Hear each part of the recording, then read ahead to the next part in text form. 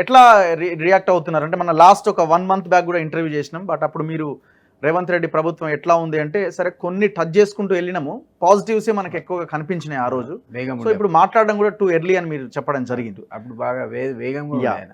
Yeah! So ఇప్పుడు కూడా కొంత ఎర్లీ అయినప్పటికీ ఒక 100 డేస్ అన్నది ఒక మంచి గ్రేస్ పీరియడ్ లాగానే చూడాలి. Land mark. Land mark. కొన్ని నిర్ణయాలు ఈ 100 రోజుల్లో తీసుకోగలిగే నిర్ణయాలు కూడా ఉంటాయి. సో మీకెట్లా అనిపించింది 100 డేస్ పాలన? జనరల్గా మావో సెట్టింగ్ మీకు జ్ఞాపకం ఉంటే ఏమన్నాడంటే రిలీజన్ ఈజ్ ఓపియం అన్నాడు. అంటే రిలీజన్ గురించి. ఓకే. అయితే పవర్ ఈజ్ ఓపియం యాక్చువల్లీ. ఏ విధంగానైతే మతం ఒక మత్తు మందు లాంటిదో ఈ అధికారం కూడా మత్తు మందే. అంతే. అన్ఫార్చునేట్గా ఏమైందంటే ఎవరెవరో వంది బాగతులు జమ అవుతారు.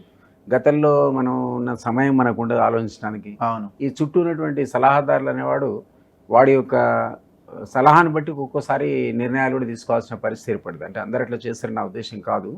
బట్ కొన్ని నిర్ణయాలు డెఫినెట్గా రేవంత్ రెడ్డి తీసుకునే నిర్ణయాలను మరి మనం కూడా జీర్ణించుకోలేకపోతున్నాం కదా ఉద్యమకారులు పార్టీ పరంగా ఉంటే ఉండొచ్చు.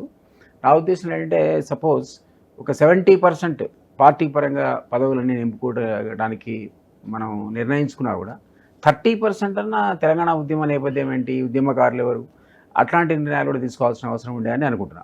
ఎందుకంటే కేసీఆర్ ని విమర్శించింది కూడా బేసిక్ మాలాంటి వాళ్ళని తిట్టినా, మీరు తిట్టినా, ఎవరు తిట్టినా ఆయన ఉద్యమ ద్రోహుల దగ్గర తీసుకున్నాడని, లేదా ఆయననే తంతానుడికి మంత్రి పదవులు ఇచ్చిండని, ఇతర పార్టీ బీఫారాలతో గెలిచినవాడు, వాళ్ళని ఆదరించిండని కదా మనం క్రిటిసైజ్ చేసినాం. సో మరి గేట్లు తెరిచేటప్పుడు గేట్ల కింద నుంచి ఏ దొంగలు వస్తున్నారా మంచి వాళ్ళు వస్తున్నారా చూసుకోవాలి కదా. జాగ్రత్తగా చూసుకోవాలి కదా. నువ్వు గేట్లు ఎవరైనా తెరుస్తారు, ఆయన కూడా తెరిచాడు గేట్లు. ఆ గేట్లు తెరవడానికి క్రిటిసైజ్ చేయలేదు మనందరం. సో అది ఎక్కడన్నా కొంచెం రాంగ్ నిర్ణయం అని అనుకుంటాను. ఎందుకంటే ఆయన అంటే ఏంటంటే వీడు వర కొడతా అంటాడు, 3 నెలల వాడు కూడా కొడతా అంటున్నాడు, మేము చూస్తూ ఊరుకుంటాం. చూస్తూ ఊరుకోవద్దు, కానీ అంత మాత్రం చేత దాన్ని కౌంటర్ చేయడానికి మనం గేట్లు తెరిస్తే కష్టం. అందులో మరి మీరు అన్నట్టు తిమింగిలాలు వస్తాయో ఏమైనా వస్తాయి కదా, ఏమైనా రావచ్చు. దాంతో ఆ కేర్ అనేది అవసరం అని నా ఉద్దేశం. I really don't. ఎందుకంటే తెలంగాణ ఉద్యమకారులు అంటే మనకి ఎట్లా అయిపోతుంటే ఉస్మానియా గ్రాడ్యుయేట్స్ ఆ రోజుల్లో పాపం పోరాడిన వాళ్ళు, కాకతీయ అవార్డు ఏమైండు, అసలు ఉద్యమకారులు ఏమైనటువంటి ఒక ప్రశ్న 30% కోటా కింద పెట్టుకొని ఇప్పుడు అన్ఫార్చునేట్లీ ఆయన ఏదో అటెంప్ట్ చేసిండు కోదండరామ్కి. అది కాస్త బ్యాక్ ఫైర్ అయ్యి ఆ ఫైల్ ఇంకా అటు ఇటు కొట్టుకుంటూనే ఉంది. ఆయన దగ్గరికి సీఎం గవర్నర్ దగ్గరికి పోయి ఇప్పుడు ఆ గవర్నర్ గారు ఇవాళ చూసుకుని రాజీనామా కూడా చేసినావా, మళ్ళీ పోయి పార్లమెంట్లో నిలబడుతుందట, ఆ ఫైల్ ఎడబోయిందో తెలియదు. అంటే ఆ ప్రముఖ ఉద్యమకారుడైన ఆయన మనం అకామిడేట్ చేయలేకపోతుంది. ఆకునూరి మురళి నిన్న 40 కార్పొరేషన్లు ఇచ్చిన సందర్భంలో నేనైతే ఎక్స్పెక్ట్ చేసిన ఆకునూరి మురళి లాంటి వాడు ఇస్తే మనకు సాటిస్ఫాక్షన్. అది ఆయన ఇష్టం వచ్చినట్టు ఆయన కార్పొరేషన్ యాక్సెప్ట్ చేయకపోయినా ఆయన వాడుకునే విషయంలో కూడా ఇంతవరకు క్లారిటీ లేదు. అట్లాంటి వాళ్ళు ఎంతమంది లేదు అంటే తప్పే ఉంది. హరే గోపాల్ నచ్చని ఐడియాలజీ, బట్ డెఫినెట్లీ సమాజం కోసం వీళ్ళంతా త్యాగం చేసినటువంటి వ్యక్తులే కదా.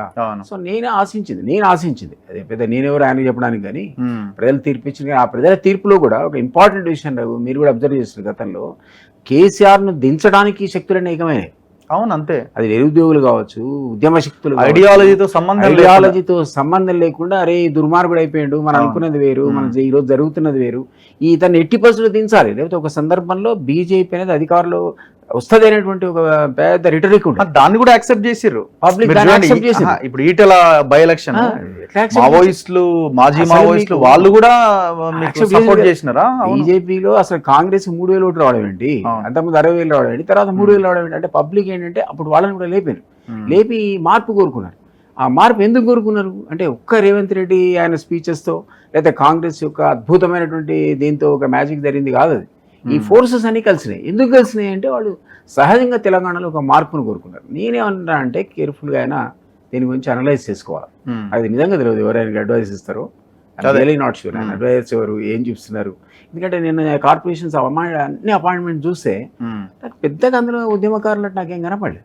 37 మెంబర్స్ లో కొంత పార్టీ కోసం కష్టపడ్డ కొద్ది మంది లాయలిస్టులు ఉంటే వేరు. లాయలిస్టులు ఎంతమంది అదే చెప్పిన పవర్ ఈజ్ ఓపియం అని, అది మత్తు మంది లాంటిది. అది సో దానివల్ల మీకు మంది మాదలు వస్తారు, వాడు వస్తాడు, నాను ఇది అదే కీర్తించేవాడు. ఆ మత్తులో మనం పడకూడదు. సో రేవంత్ రెడ్డి గారు పాపం ఇంత కష్టపడి తను అంటే ఎక్కడి నుంచో వచ్చిండు కదా, ఆయన చెప్పుకున్నట్టుగా ఎక్కడ ఒక గవర్నమెంట్ స్కూల్లో చదువుకొని జెడ్పీటీసీ నుంచి ఆయన జెడ్పీటీసీ ఉన్నప్పుడు నేను జనరల్ సెక్రటరీ టీఆర్ఎస్కి నేను.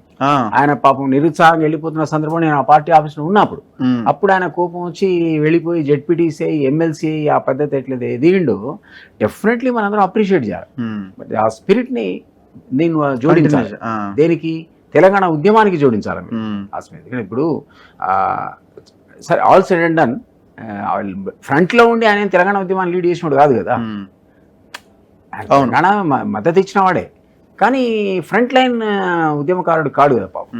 సో బేసిక్గా మీరు నేనేది ఏంటంటే ఇది ఆయన చాలా జాగ్రత్త చూసుకోవాలి. ఎందుకంటే రేపు రాబోయే రోజుల్లో ఇంకో 5 ఏళ్ళు ఉండాలి, 10 ఏళ్ళు ఉండాలి నేను కోరుకుంటున్నాను. ఎప్పుడు తెలంగాణ ఆకాంక్షలు మన 70% అందుకే నేను 70% ఇచ్చుకో, ఇష్టం ఉన్నోడికి ఇచ్చుకో. 30% అన్న ఇట్లాంటి ఉద్యమకారులకు, గ్రాడ్యుయేట్స్కి, జర్నలిస్టులకు, డాక్టర్లకు, లాయర్లకు అకౌంట్ పికప్ చేసి ప్రముఖులు వాళ్ళని పికప్ చేసి వాళ్ళని కనుక హానర్ చేస్తే వాళ్ళ సలహాలు